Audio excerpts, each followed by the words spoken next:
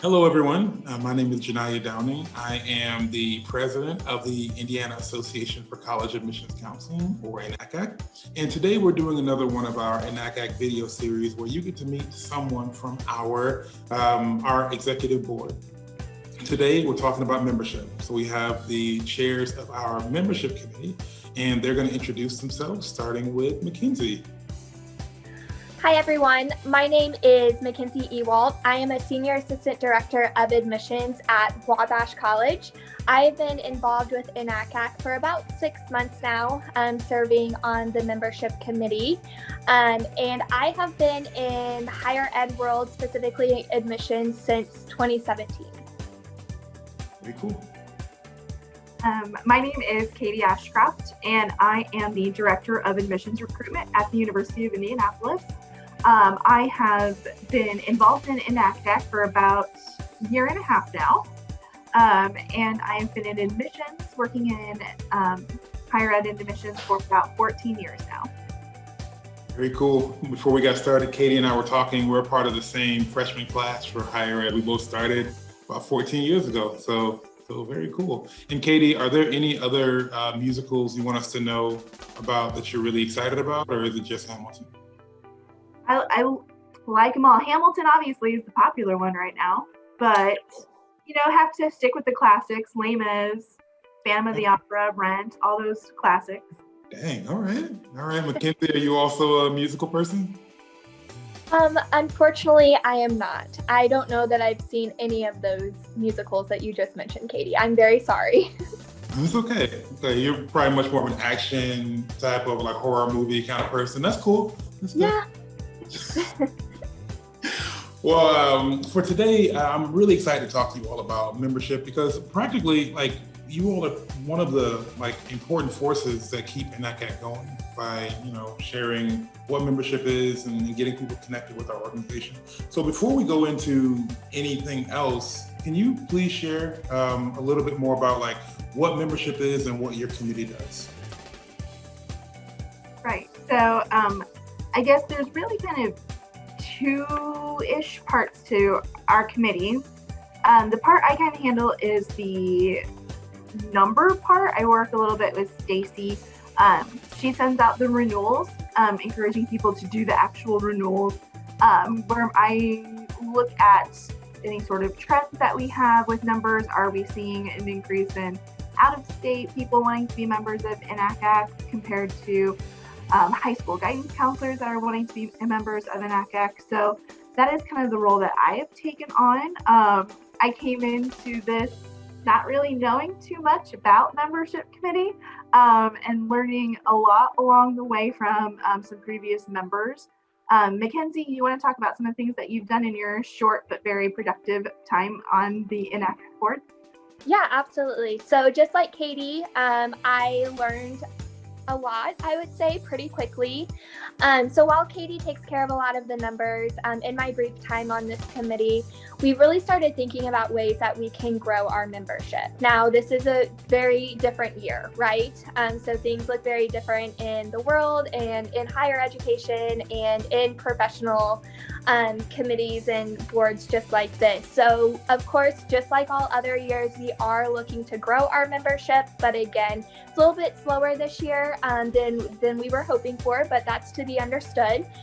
So we're really looking at ways that we can grow our membership across Indiana, but also outside of Indiana as well, opening it up to, the college side, which that's where a lot of our members come from. So we are needing to grow the high school side. So getting those high school counselors from really across the state to see the benefits and to help their presidents or their principals and vice principals of their school also see the benefits of them being a part of INACAC and getting them to join and get them involved as well. Outstanding. And I appreciate that attention to detail of we're doing good in this area, but we would love to grow in these other areas. And I think about also with COVID, me in my current position as president, had someone told me there would be a global pandemic during my term, I might have been a little bit more nervous about doing it. But the reality is this has affected everything. It's affected membership, it's affected professional development. So thank you all so much for the hard work you're doing just to keep our members, coming and joining our organization and being engaged. When you think about your committee, and you think about the people who work with your committee, what are some of the groups you would love to get involved? Just kind of like a chance to do what you normally would do at an NACAC conference, where you might get a chance to meet some people and say, hey, you know what, if you got some free time, we'd love you to join membership. What type of people are you guys looking for to join up with you? Well, I think Mackenzie kind of hinted at it already. I would love to get somebody from the high school side to be on this committee. I've never worked as a guidance counselor. I never worked in a high school, so they are facing a whole different set of challenges than what we are. And so getting, as she said, getting their principals and vice principals to see the benefit of them joining this, it would be nice to be able to have somebody that has that background that can help us. So I'm not sure, Mackenzie, is kind of that way you're thinking too? Absolutely. Definitely the high school side, preferably public schools, although we would be happy to take anyone from the high school sides, of course. And then I would say, spreading out throughout the state. So we do have a lot of high school counselors involved in NACAC. We don't have any on our committee. However, a lot of them are located in central Indiana. Since you have to be an NACAC member to come to conference, that's a big thing. Conference is held in Indianapolis. So if we could branch out and get, northern Indiana and southern Indiana and just all parts of it, that would also, I think, be extremely helpful. Yeah, I completely agree. We got to have all the voices if we really want to assist students. I mean, because the goal of all the committees, when you drill down to all of it, is helping professionals so they can better help students. And if we are only, this is coming from a person who is helping to lead this organization, if we're only looking at one group of people, then we're missing, so much about our state and so many students that can be positively affected. So I applaud you guys for thinking about it that way. And hopefully we can get you some students. Hopefully videos like this will help more and more people, get you some people from the high school side. And hopefully this video can help with that. When you think about your committee, what are some wins that you guys have recently had, or some goals? What are some goals that you guys have coming down the pipe that we all need to have our eyes open for? One of my goals is to increase not only the high school guidance counselor membership, but to increase the out-of-state membership as well. We do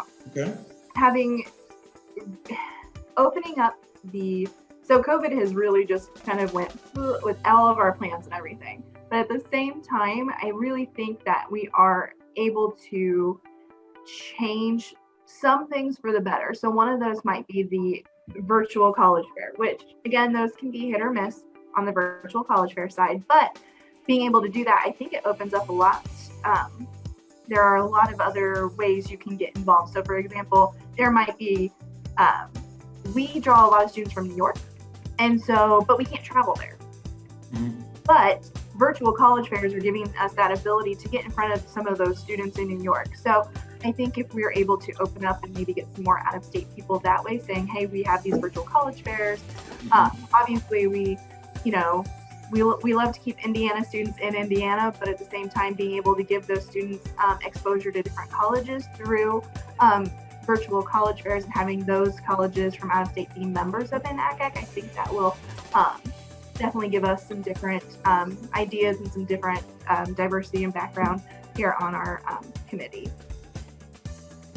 Yeah, and this was actually Katie's idea, so I don't want to take it from her, but she had come up with a great idea of maybe joining forces with Illinois ACAC or Ohio ACAC, and that's still something that we need to discuss a little bit more. So if you are involved in either of those organizations, or really any organizations outside of NACAC, we'd love to have your thoughts on that. Maybe joining up with those other ACACs to see if maybe there are some benefits that if we combined and worked together and offered membership to the same people, maybe that's a way that it could help our organization as well as theirs. So again, that was completely Katie's idea, and something that hopefully we can talk to our colleagues in those organizations to see if that's something that they would be interested in, and exploring that option as well. That's awesome. I think that would play well with the fact that many colleges, depending on their recruitment territories, they may have one person who's a member of multiple affiliates. So they get a chance to, see what's going on both sides and kind of share best practices between the two. So that's a wonderful idea. It'll be interesting to see what could happen, because I know there are a number of multi-state affiliates, like our Western and Southern. I'm not quite sure if there's any that have like one state and you can like be members, you can join like a single membership with all of them. But I think that's something that could be really helpful down the road. So really, really good thinking there. I hope that definitely pans out during your tenure on this as a chair. If someone is out there right now and they've been watching these videos and you're like, hey man, I do want to get involved and it sounds like membership is where I need to get involved, how do they reach out to you all? Do you prefer an email, a phone call? Should they just show up at your house? Maybe bring cookies? Like, what's the best way to reach out to you all? Email is definitely the best way for me, unless you want to bring like pizza by my office, that's cool too. But yeah, email is definitely the best way for me. Mackenzie, what about you? Definitely email. If you show up at my house, I may be a little concerned. But yes, definitely email. That's awesome. That's awesome. Well, thank you so much, ladies. We are going to finish out a few more videos before we wrap up this series. So thank you all so much for joining us today. If you go back to our YouTube page, you'll see a number of videos from each one of our committees talking about what they do and how they do it and how they're trying to best support the professionals and students in Indiana. With that said, we would like to say goodbye to you all and see you at the next video. Bye. Bye, thank you. Bye, thank you.